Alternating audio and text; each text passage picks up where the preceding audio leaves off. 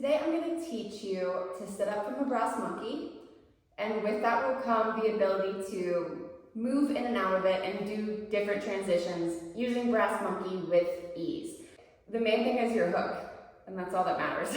But you have a good hook with your brass, and the rest is pretty easy. So let's talk about the hook first. The same way you would do an outside hook or this way hook, you put the pole on your knee crease, and it needs to go all the way in there, and then you close that gap and squeeze really tight. And that's how you do an outside hook. So we're just gonna flip-flop that, and we need to go the other way. Instead of hooking this way, we're gonna be hooking this way. And putting the pole in the crease and then close. And then with that close comes another point of contact going down the side of my leg. And the number one problem I see with people's brass monkey, it's not a problem, it's just when you're doing transitions or trying to sit up and do different things out of it, it's not efficient enough, it's not a good hook. And that's where they come to here and they have the pole going up the back of their thigh, but already my hook's coming out and you can see I slide down. So we don't want the pole going down the back of your leg. We want it to hook in the crease and then go up the side of your leg. So instead of having your hips on the same side as your upper body, you're gonna move them, let them come through to the other side of the pole. Now it's on the side of my leg, and you can practice sitting up from here. So do it from the floor, get a good hook, make sure it's in your full knee crease, and you're squeezing as tight as you can from the floor. I feel the pole going down the side of my leg, and from here I'll try to sit up. You can use at first this outside leg, this left free leg, hook the ankle and try to sit up. And if that was okay, maybe you use your hand to help and take this leg off and again, try to sit up. So as long as it feels tight from the floor and it doesn't start to create a gap and your hook's not sliding out, you should be good to stand up and try it. I'm going to show you an up-close visual of the brass monkey hook because it's like the most important thing. It's the only thing that really matters. So we want our knee crease on the pole. So when I go to kick up, obviously I'm not going to be externally rotating because I want my knee crease, not my knee cap. But here's another thing. My knee crease is running perpendicular to the pole. So the pole's going up and down and my knee crease is going side to side. So that's no good. That's not going to be a good tight hook if you keep this angle where your knee crease is perpendicular or almost perpendicular to the pole. So when you're coming up to hook, you want to think about getting the entire knee crease on the pole. So once I get it there, I'm going to bring it a little bit sideways so I can get the full knee crease the same way you would get a hook this way, and you turn your leg sideways to get it all the way in your knee pit. And you want to think that same way about brass monkey. You want to have that same idea. Get it all the way up in the crease. Try to get your knee crease more parallel with the pole, and then squeeze. And then when you start to hang the weight on the leg, it'll come in against the side of your leg. Come down the side of your leg, not the back. This is the number one mistake I see. It's going down the back of their leg. No, it will hit knee crease and come down the side. No gaps up in my hook here. And when you hang weight on that leg, gravity will naturally pull you into the pole so you get that other side point of contact. You don't want to have a wimpy squeeze. It needs to be like you're holding on for dear life. I'm squeezing as hard as I can because some of these transitions, this is the only thing holding you up. So if you get into it and you get all situated and then you start to relax this, well, you're going to lose your hook. And that's like the second most common mistake I see. We can start with a basic kick up from the floor like this. The hardest thing about this kick up is people will let their core pop out, which creates an arc in the back. And if I'll show you, if I do this, And now the pull is on that spot on the back of my leg.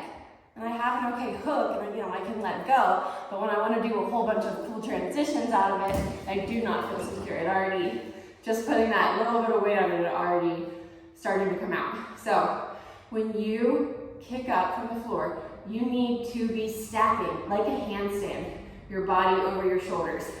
Your hips will come a little bit to the other side of the pole. Get your hips on this side of the pole, then get your hook, and now I feel secure. And a good way to test that is actually just to come forward. When you come forward, nothing should change with the hook on the pole. It stays, and that's the same thing going this way. It's the same hook going this way and this way. So coming forward is a good test if you have a good hook. Don't do this, do this.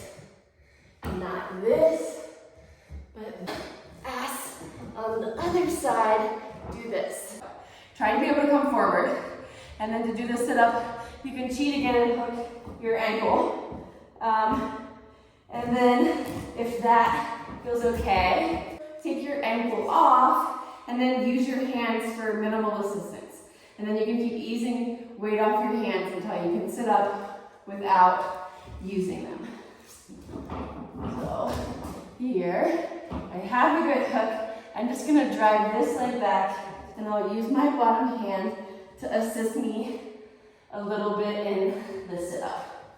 And you can sit up like a sit-up, or you can drive that back leg back like the tornado, the one brass monkey where they flip their leg up, which would be more like a lever. What happens is the free leg will drive behind you, which will help pull the rest of your body up. The only thing that you need is a good hook to commit to it, to make sure that you're not gonna fall. So I will push forward. I'm gonna drive this leg all the way back, engage my glutes, and it's gonna help me to sit up. But the whole time my hook's secure.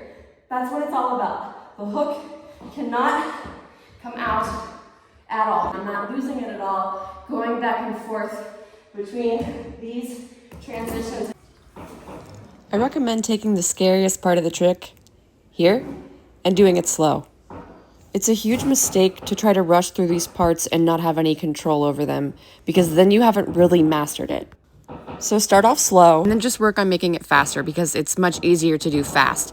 Remember, your leg and your torso will move simultaneously as one unit when you kick up. So remember to keep them connected, and that one can't move without the other.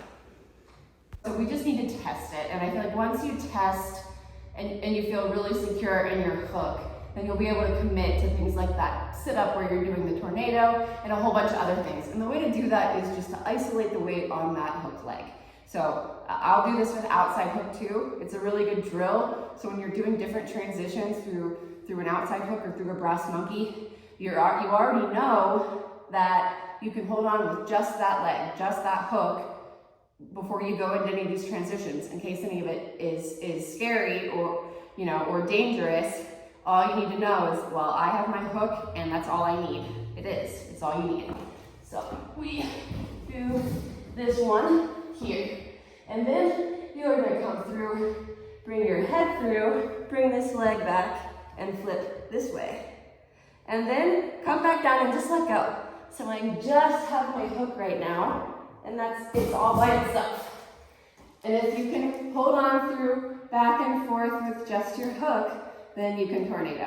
Shoulder mount is how I see a lot of people enter it, and it's really good because what it does is when you go to hook your brass leg, the points of contact are going to line up just right because your hip's on the right side of the pole, because you're in a shoulder mount, so you're definitely not arcing and letting your belly pop out.